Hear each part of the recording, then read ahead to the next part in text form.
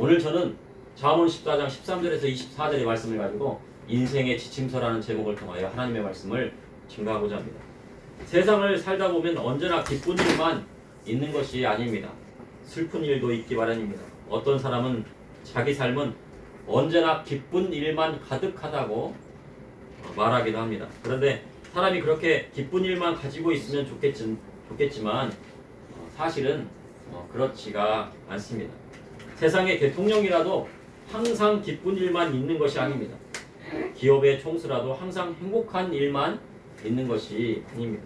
이는 세상을 살아가는 이치입니다. 그런데 삶이 어렵고 힘들어도 기쁜 마음으로 살아가는 것이 무엇보다 무엇보다 할 수 있습니다. 사람에게 슬픔이 없고 눈물이 없는 것은 딱 한 곳이 있다고 합니다. 그곳이 어디일까요? 바로 천국입니다. 그래서 믿음의 성도는 천국의 소망을 두고 살아야 합니다. 그러나 세상을 살다 보면 천국에 대한 소망보다 당장 자신에게 닥친 슬픔과 어려움에 빠져서 헤어나오지 못할 때가 있습니다. 그럴 때에는 주님 앞에 간구하는 기도를 해야 합니다. 이러한 기도를 잘했던 사람이 바로 다윗이었습니다. 그리고 그의 아들 솔로몬이 오늘 본문을 기록하고 있습니다. 솔로몬의 잠언을 보면 이 세상을 어떻게 하면 하나님의 뜻대로 잘 살 수 있는지 인생의 지침서가 들어있습니다. 그런데 세상에는 수많은 인생의 지침서가 있지만 솔로몬의 잠언이 제일 돋보인다고 말할 수가 있습니다. 이는 하나님께서 솔로몬에게 지혜를 주셨기 때문입니다. 그러나 솔로몬이라고 인생을 완벽하게 잘 산 것이 아닙니다. 말년에 타락한 신앙인의 모습을 보였습니다. 그런데 잠언은 솔로몬이 인생을 다 살아보고 그 아들에게 주는 인생의 지침서라 할 수 있습니다. 그러니 이 솔로몬이 인생을 전부 살아보고 그 아들에게 주는 지혜의 지침서다. 그래서 인생을 어떻게 살아야 되는지 잘 나와 있는 것입니다. 그래서 잠언을 보게 되면 인생을 어떻게 살아야 되는지 알 수가 있습니다. 오늘 보면 잠언 14장을 통해 믿음의 성도를 어떻게 하면 인생을 잘 살아갈 수 있는지 하나님의 말씀을 통해 여러분과 함께 나누고자 합니다. 첫째, 하나님의 말씀대로 살아갈 때 성공한 인생을 살 수가 있습니다. 학자들이 논문을 쓸 때가 있습니다. 논문에는 그 논문을 쓰고자 하는 목적이 정확해야 합니다. 논문의 목적과 필요성이 제시되지 않는다면 중구난방이 되게 마련입니다. 중구난방이란 사자성어로 막기 어려울 정도로 여럿이 마구 짓거리는 때 일컫는 말이라고 하는 것입니다. 그래서 그 글을 읽는 사람을 하여금 무슨 말을 하는지 알 수가 없습니다. 여러 가지를 이렇게 짓거리게 되는데, 중구난방이라는 뜻이 짓거리게 되는데 그 말의 뜻이 무엇인지, 정확한 의도가 무엇인지를 파악할 수 없다는 것입니다. 만약 논문을 100페이지 정도 썼다고 하면 좋은 논문은 딱 두 줄로 요약되어야 한다고 합니다. 그러니까 100페이지를 썼더라도 그 주제나 제목이 그리고 그 뜻이 두 줄 정도로 딱 요약이 되는 것입니다. 그래서 좋은 논문이 되려면 목적이 정확해야 합니다. 논문의 주제가 주어지고 제목이 설정되었다면 그 목적에 맞는 방법론을 찾아 글을 쓰기 시작합니다. 그리고 그 글을 여러 가지 관점에서 쓰게 됩니다. 성서적인 관점, 기독교적인 관점, 인류학적인 관점, 통계학적인 관점, 그리고 미래학적인 관점, 인문학적인 관점 등으로 자기가 주장하고자 하는 것을 객관적인 근거를 제시하여 독자로 하여금 그것을 읽고 설득을 당하게 하도록 쓰여지게 되는 것입니다. 그래서 글을 서술한다는 것과 논한다는 것은요, 상당한 차이가 있습니다. 서술하는 것은요, 사건이나 생각을 차례대로 말하는 것입니다. 자기가 연구한 것을 자기 주장대로 쭉 서술하면 됩니다. 그러나 논한다는 것은 옳고 그름을 따지는 것입니다. 그래서 논문은 옳고 그름에 대해서 비판을 하거나 긍정이나 부정이나 장점이나 단점을 비교하여 이야기하게 되는 것입니다. 그리고 자기가 주장하고자 하는 것이 자기가 주장하는 것을 설득시키는 것입니다. 그래서 서술과 논한다는 것은 상당한 차이가 있습니다. 그런데 믿음의 성도로 인생을 바르게 살기 위해서는 옳고 그름을 따져서 하나님이 원하시는 뜻대로 살아가는 것입니다. 논문을 쓸 때도 어떻게 한다고요? 그 글에 대해서 옳고 그름을 따져서 상대방을 설득해야 됩니다. 그것처럼 우리의 신앙생활도 옳고 그름을 따져서 하나님의 뜻대로 살아가는 것입니다. 옳고 그름을 따지지 않고 맹목적인 신앙으로 가게 되면요, 오류에 빠지기 쉽게 되는 것입니다. 그래서 믿음이 좋다는 사람들 갑자기 오류에 빠지는 이유는 뭡니까? 그것에 옳고 그름을 판단하지 않고 맹목적으로 가기 때문이 그렇습니다. 그럼 우리의 인생의 목적을 딱 한 줄로 요약한다면 무엇으로 요약할 수 있을까? 우리의 인생의 목적이 무엇일까? 한마디로 요약하면 무엇일까?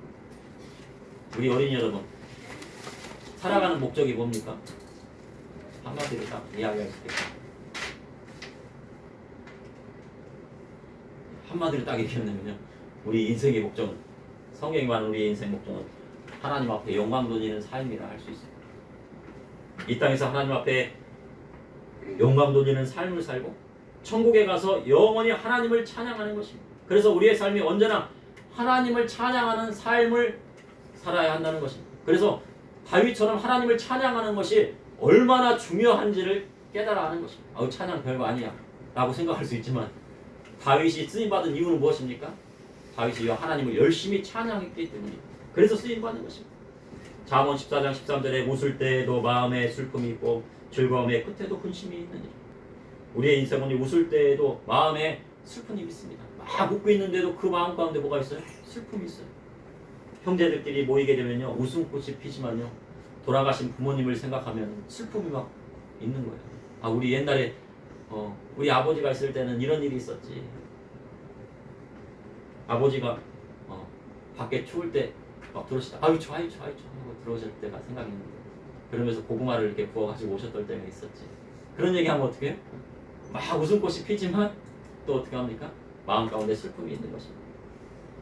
지금은 부하여도 가난했을 적, 어려웠을 적에를 생각하면 어떡합니까? 피죽도 못 먹는다고 그러죠. 그렇죠? 피죽도 못 먹었다. 찢어지게 가난했다. 그런 이야기를 할 때요, 그때를 생각하면 어떡합니까? 마음이? 지금은 부에서 기쁘지만 그때를 생각하면 또 슬픈 것입니다. 그리고 사람에게 아무리 즐거움이 넘친다고 해도 내일을 생각하면요, 근심이 있기 마련입니다. 주님께서는 근심하지 말라고 하셨는데 내일 걱정이 되고 내일 염려가 됩니다. 내일 일을 어떻게 해야 되나. 대학에 합격에 되어 기쁨이 넘치지만 대학 등록금을 어떻게 내나 하면요, 마음이 무거운 것입니다. 서울에 있는 명문대학을 합격을 했습니다. 그런데 등록금을 낼 돈이 없어요. 그럼 어떻게 해야 되나. 마음이 괴롭고 근심이 되는 것입니다. 세상의 모든 인생이 이와 같습니다. 한 나라도 전쟁을 하고 있다가 전쟁이 끝나면 기쁠 것 같지만요, 전쟁이 끝났다고 해서요 근심이 없는 게 아닙니다. 전쟁이 끝나면 어떻게 됩니까? 모든 것이 다 폐허가 됩니다. 그리고 그것을 어떻게 재건할 것인가 생각하면 깜깜합니다. 그래서 믿음의 성도는요, 이 세상이 목표가 되어서는 안 됩니다. 믿음의 성도의 목표는 저 천국에 있는 것입니다. 그럼 우리의 인생의 목적은 무엇일까요? 다시 말해서 앞서 말했듯이 하나님 앞에 영광 돌리는 삶입니다. 그것을 가장 잘했던 사람이 누굽니까? 다윗이었습니다. 찬양하는 것이 바로 하나님 앞에 영광 돌리는 삶입니다. 하나님의 말씀대로 살아가는 것이 바로 하나님께 영광 돌리는 삶이 되는 것입니다. 그 목적을 위해서 목표를 저 천국에 맞추고 살아야 하는 것입니다. 그럼 그 목표를 이루기 위해서는 어떻게 살아가야 합니까? 우리는 보통 목적과 목표를 헷갈릴 때가 있습니다. 목적과 목표는요, 다릅니다. 목적을 이루기 위해서 뭐를 세웁니까? 목표를 세웁니다. 구약 성경에요, 가나안 땅, 즉 약속의 땅은 하나님 나라를 위해 합니다. 그래서 약속의 땅에 들어가려면 꼭 광야 40년을 지나야 되는 것입니다. 이 광야 40년, 이 광야 40년은 바로 우리의 험난한 인생길이라 할 수 있습니다. 웃음이 있어도 그 마음 가운데 슬픔이 있고, 즐거워도 그 마음 가운데 근심이 있는 것이 우리의 인생인 것입니다. 장례식에 가면요, 찬송가를 부릅니다. 며칠 후 요단강 건너가 만나리, 며칠 후 보통 장례 찬송으로 많이 부릅니다. 이 세상을 하나님의 뜻대로 살아가고 난 다음은요, 바로 천국에 들어가게 됩니다. 그런데 천국에 들어가려면요, 천국문을 지키는 천사가 있다고 합니다. 그 천사가요, 이곳에 입장하려면 표를 내야 된다고. 어린이 여러분, 무슨 표를 내야 됩니까? 천국에 들어가려면 표를 내놓으세요. 천사가 막 그래요.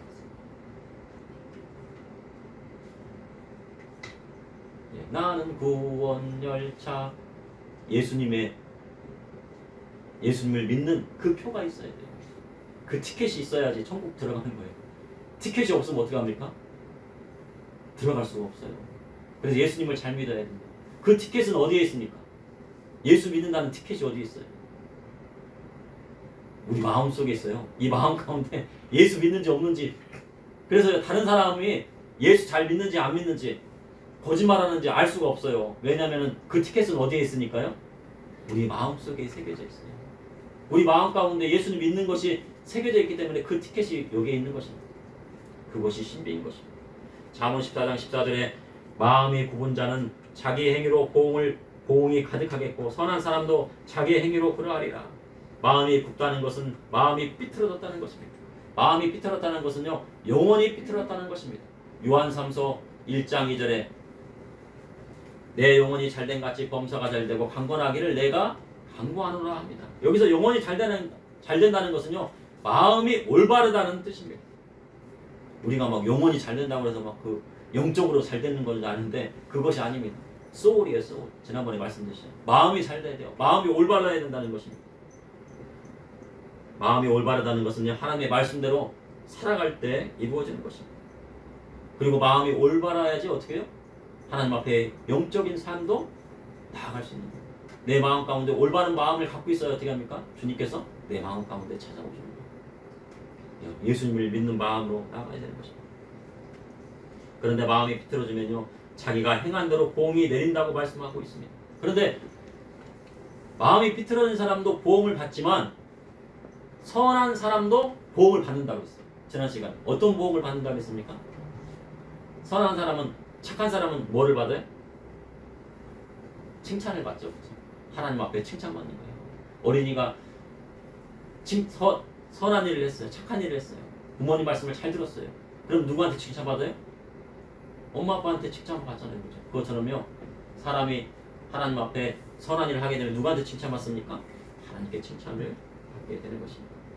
교회에 다닌다고 하면서 악한 일을 행하면요, 심판의 부활을 받게 된다고 성경은 기록하고 있습니다. 그래서 믿는 자는 주 안에서 선한 일을 행해야 하는 것입니다. 그것이 요한복음에 나와 있습니다. 잠언 14장 15절에 어리석은 자는 온갖 말을 믿으나 슬기로운 자는 자기의 행동을 상관하니라. 어리석고 미련한 자는 온갖 말을 믿는다고 성경은 기록하고 있습니다. 남의 말을 쉽게 받아들인다는 말을 쓸 때요, 귀가 얇다는 말을 씁니다. 저 사람은 귀가 얇아.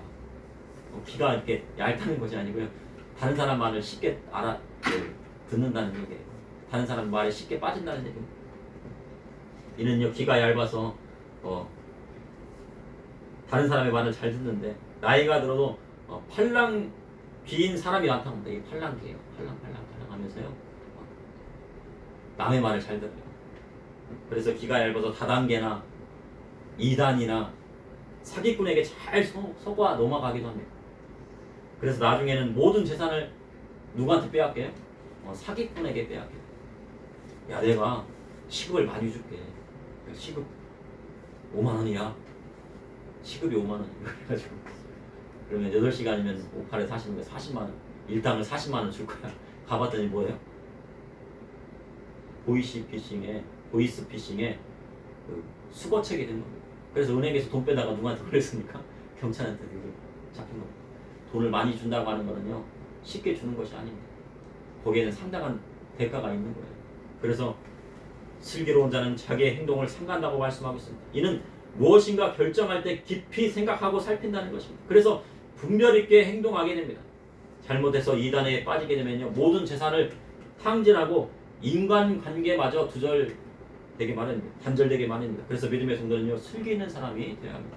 그러므로 성공한 인생은 하나님의 말씀대로 살아갈 때 이루어집니다. 둘째, 주 안에서 지혜로운 사람이 될 때 성공적인 인생을 살아갈 수 있습니다. 잠언 14장 16절에 지혜로운 자는 두려워하여 악을 떠나나 어리석은 자는 방자하여 스스로 믿느니라. 지혜로운 사람은 악한 일을 행하지 않습니다. 그것이 악한 일이라고 생각하면 두려운 것입니다. 왜냐하면 그 마음 가운데 하나님의 형상이 있기 때문입니다. 이 하나님의 형상은 바로 양심입니다. 악한 일을 보게 되면 어떻게 해요? 막 하려고 하면 마음이 찔려서 못하게 돼요. 야, 너 그것은 잘못이야. 그걸 하면 안 돼. 마음속에서 막 옵니다. 그래서 그것이 두려워서 하지 않는 거예요. 악한 일을 행하는 사람과 함께 있으면 그 악한 일을 따라가기만 합니다. 그래서 지혜로운 사람은 두려워서요 그곳을 떠나게 되는 거예요. 악한 일을 행하는 곳이 있으면, 그리고 악한 일을 행하는 사람이 있으면 그곳을 떠나는 거예요. 어린 자녀들을 키울 때요, 좋지 않은 환경이에요. 길거리에 막 이상한 막 그런 유흥업소들이 많이 있는 곳이 있으면 어떻게 해요? 그곳을 떠나는 것이 믿음의 성도인 것입니다. 그러나 어리석은 사람은 방자하다고 성경은 말합니다. 방자는 어려워하거나 조심스러워하는 태도가 없이 무례하고 건방지다는 뜻이 됩니다. 말도 함부로 하는 사람이 있습니다. 사람의 혀는요 사르는 불과 같다고 야고보서는 기록하고 있습니다. 작은 불이 일어나기 시작하면 어떡합니까? 초가상간을 다 태우고, 나무 하나가 타기 시작하면 온 산을 다 태우는 것이 태우고 맙니다. 그것이 바로 혀가 하는 일입니다. 그 야고보서 3장 6절에 혀는 곧 불이요 불의 세계라. 혀는 우리 지체 중에서 온몸을 더럽히고 삶의 수레바퀴를 불사르나니 그 사르는 것이 지옥불에 나느니라. 어리석은 자는 거만하고 말도 함부로 합니다. 그래서 그 혀로 인하여 몸을 더럽히고 자신의 삶까지 위태롭게 한다고 성경 기록하고 있습니다. 결국 사르는 것은 바로 지옥불로 내려간다는 것입니다. 그럼 지혜가 없으면 어떻게 해야 합니까? 지혜가 없으면 어떻게 해요? 말을 안 하면 됩니다. 말을 줄이면 됩니다. 그러면요 가만히 앉아있으면 뭐합니까? 아, 저 사람 고상한 사람이다. 저 사람 경건한 사람이다. 거룩한 사람이다. 이야기하는 것입니다. 그러나 진정으로 고상한 것은요 말을 안 하는 것이 아니라 주 안에서 지혜로운 자가 고상한 것입니다. 하나님의 말씀대로 나아가는 사람이 바로 고상한 것입니다. 잠언 14장 17절에 노하기를 속히 하는 자는 어리석은 일을 행하고 악한 계교를 꾀하는 자는 미움을 받느니라. 잠언에는 노하기를 더디하라 하였습니다. 이는 노하는 것 자체를 하지 말라 한 것이 아니고 노하는 것 자체를 신중하게 생각하는 뜻입니다. 그래서 앞뒤를 따져보지 않고요 무턱대고 화를 내고 노하면요 가정이 파탄나는 경우가 있습니다. 그래서 뭐 이혼하는 사람들 보면 어떻게 합니까? 갑작스럽게 막 그냥 분노가 폭발해가지고 하지 말아야 할 일을 하고 맙니다. 그리고 부모로 자신의 기분에 따라 화내기 시작하면요 아이들은 부모의 눈치를 보기 시작한다고 합니다. 그래서 아무리 화나는 일이 있어도 5초를 세라고 합니다. 아유 지금 폭발하기 시작합니다. 그러면 하나, 둘, 셋, 넷, 다섯 하고 그 다음에 신중하게 생각한 다음에 내가 이곳에서 화를 내야 될지 화를 내지 말아야 할지. 화를 내지 말라는 것이 아닙니다. 잘못되면 어떻게 돼요? 화를 내고 훈계하는 것이 하나님의 말씀입니다. 그렇지만 그것이 신중하지 못하고 폭발하게 되면 어떡합니까? 나쁜 결과를 일으키게 되기 때문입니다. 그리고 한번 엎질러진 물은 주워 담을 수 없게 되기 때문입니다. 여기에서 악한 계교란 히브리어 메진마로 원뜻은 조언하다라는 뜻이 있습니다. 그런데 나쁜 뜻으로 음모 그리고 교활한 계약이라 할 수 있습니다. 특히 이 악한 계교를 부리는 사람들이 있습니다. 정치인들은요 국회 의사당에서요 거기에서 이제 뭐 회의를 하고 뭐 안건을 이렇게 한 다음에요 여당이든 야당이든요 음식점에 간답니다. 그래서요 여당이든 야당 의원들도 다 모여가지고 어떡합니까? 같이 음식을 먹고요 국밥도 먹고 그 다음에 맛있는 것도 먹고 막 그렇습니다. 친하게 지냅니다. 커피도 한잔 마시고. 그런데요 정쟁이 일어나면 서로요 뭐예요? 물고 뜯고 막 비난하고 막 하기 시작합니다. 그것이 정치인들의 마음입니다. 하지만 하나님의 사람은요 악한 꾀를 쓰는 사람이 아닙니다. 거짓말로 모략하는 사람이 아닙니다. 하나님과 사람 앞에 정직한 사람입니다. 앞으로의 시대는 정직한 사람이 쓰임받는 시대가 됩니다. 그리고 정직한 사람을 찾을 수가 없는 시대가 됩니다. 그래서 정직한 사람이 사회에 나가서 쓰임받게 되는 것입니다. 잠언 14장 18절에 어리석은 자는 어리석음으로 기업을 삼아도 슬기로운 자는 지식으로 면류관을 삼는다. 어리석은 자는 그 안에 하나님이 없는 사람입니다. 그래서 자신의 어리석음으로 기업을 삼습니다. 그러나 슬기로운 사람은 지식으로 면류관을 삼습니다. 여기서 지식이란 하나님을 아는 지식을 말합니다. 사도 바울은요, 세상의 모든 학문을 다 배우고 난 후에 세상의 학문을 초등학문이라고 하였습니다. 자신은 그것을 배설물로 여긴다고 말합니다.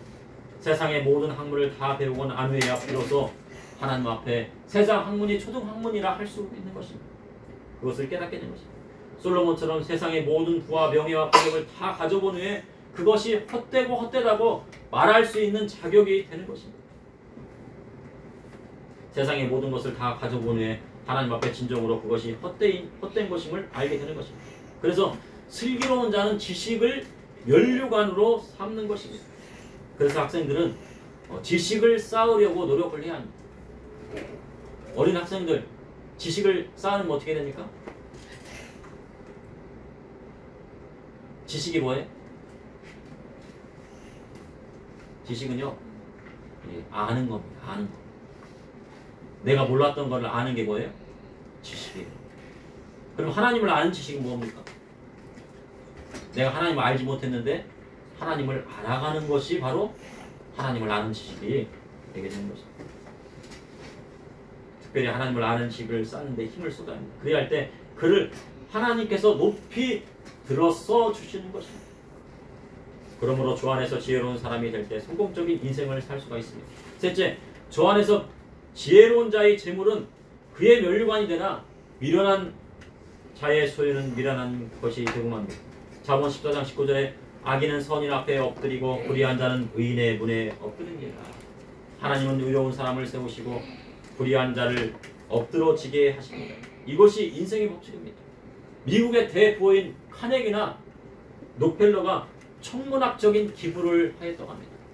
뭐 학교도 짓고 그 다음에 고아원도 짓고 고아원에다가 또 기부하고 학교에다 기부하고 또 교회에다가도 또 기부하고. 보통 설교할 때요, 록펠러에 대한 예화를 많이 듭니다. 록펠러는요 11조를 철저히 드린 사람 중에 한 사람입니다. 11조를 얼마나 철저히 드렸던지 11조만 전담하는 회계사를 둘 정도였습니다. 그래서요 이 11조만 전담하는 회계사가 여러 되었다고 합니다. 그래서 제가 11조를 많이 드리십시오 하는 것이 아닙니다. 11조는 자신이 번 10분의 1을 하나님 앞에 드리면 되는 것입니다. 그래서 저는 록펠러가 왜 그리 많은 기부를 했을까 라는 생각을 했습니다. 그런데 예수님의 말씀이 문득 떠올랐습니다. 부자가 천국 가는 것이 낙타가 바늘길을 통과하는 것보다 더 어렵다고 하셨기 때문에 부자로 천국 가는 것이 정말 어렵습니다. 그래서 록펠러는 하나님께서 주신 것을 하나님 앞에 드리고 싶었던 것입니다. 록펠러는 어디 가고 싶었어요? 천국 가고 싶었습니다. 그런데 예수님께서 뭐라고 하셨습니까? 부자가 천국 가는 것이 낙타가 바늘길을 통과하는 것보다 어렵다고 하시니까요. 어떻게 해요? 주님 말씀대로 살아야죠. 그러니 낙타가 바늘길을 통과하는 것처럼 나도 한번 여기를 통과해서 천국에 가야겠다는 생각이 그 마음 가운데 들었을 것입니다.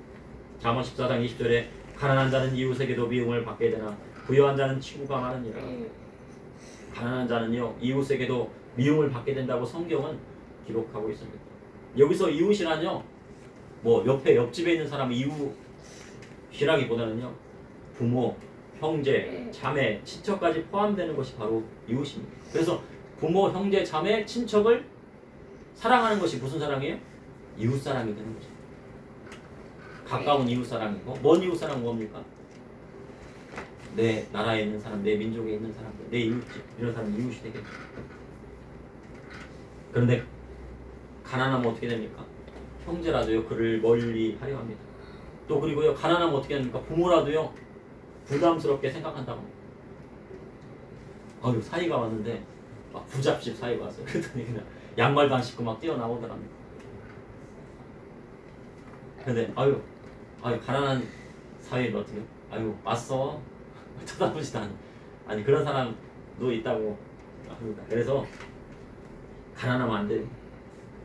그래서 너무 가난하면 안 됩니다. 특히 남에게 빚지면 안 됩니다. 믿음의 성도는 남에게 빚지면 안 됩니다.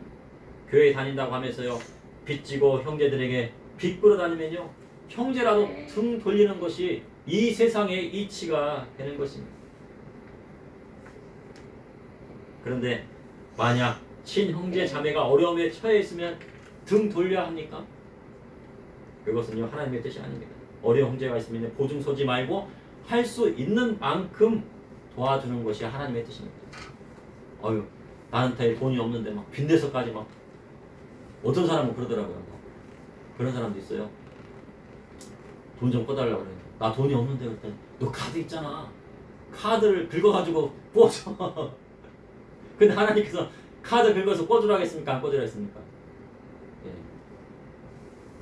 막 카드 긁어가지고 헌금 낼 돈이 없어요. 그랬더니 막 카드 긁어가지고 빚져가지고 헌금 낸다. 그것을 막 또 간증해요. 그거 하나님 뜻이 아니에요. 있는 만큼 하는 것입니다.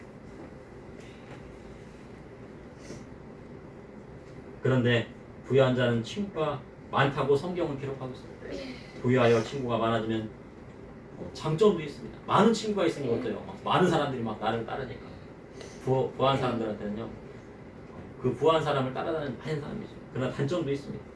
잘못된 길로 갈 확률이 높은 것입니다. 그리고 예수님께서는 그래서 말씀하셨습니다. 어떤 소송이나 송사를 걸리게 되면 어떻게 돼요? 이 부자는 부자의 친구를 그 사람을 잡아다 끌어다 원다가 재판장으로 끌고 간다. 그런데 가난한 사람은 어떻게 해요? 그렇지 않다고 예수님께서 말씀을 하셨습니다. 그래서 아굴의 잠언에 헛된 것과 거짓말을 내게서 멀리 하옵시며 나를 가난하게도 마옵시고 부하게도 마옵시고 오직 필요한 양식으로 나를 먹이시옵소서 고백한 것입니다.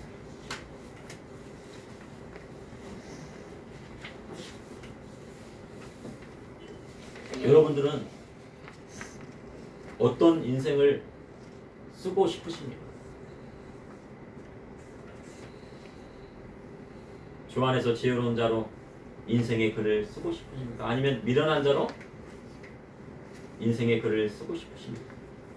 당연히 지혜로운 자로 인생의 글을 써나가고자 할 것입니다.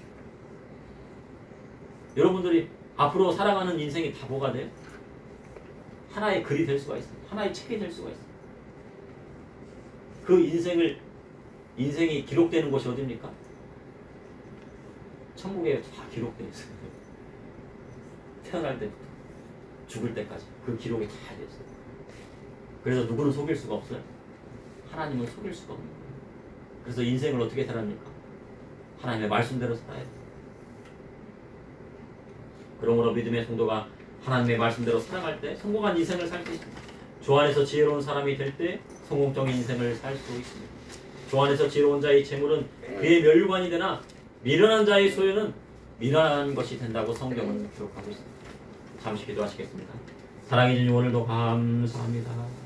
오늘 잠언서의 말씀을 통하여서 아버지 하나님 우리를 깨닫게 하여 주셨사오니 주님 주 안에서 미련한 자가 되지 아니하고 오직 하나님의 말씀에 바로 서서 지혜로운 자로 이 세상을 살아갈 수 있도록 인도하여 주시고 이 세상의 인생의 글을 다 올바르게 써서 천국에 갔을 때에도 하나님께 칭찬받는 저와 우리 성도님들이 다 될 수 있도록 인도하여 주시옵소서. 오늘 어른 성도에부터 어린아이까지 주님 앞에 나왔사오니 은혜 베풀어 주시고 그 인생길을 주님께서 붙들어 주시고 하나님께서 모든 풍족한 것으로 채워주시옵소서. 예수님의 이름으로 기도합나이다. 아멘.